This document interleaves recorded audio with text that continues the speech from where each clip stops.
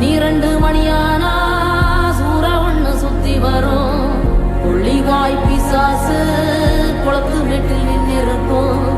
பில்லி சூன்யோ ஏவலுன்னு பிடரி குலுங்க வைக்கும்.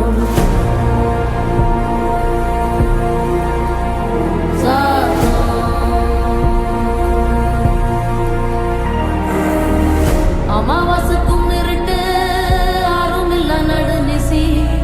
கருப்பு கடுவம் பூன கண்ணும் மின்ன ஓடி வரும். சாம்பிராணி வாசனையில் ஜல்லு ஜல்லு ஓசை வரும்.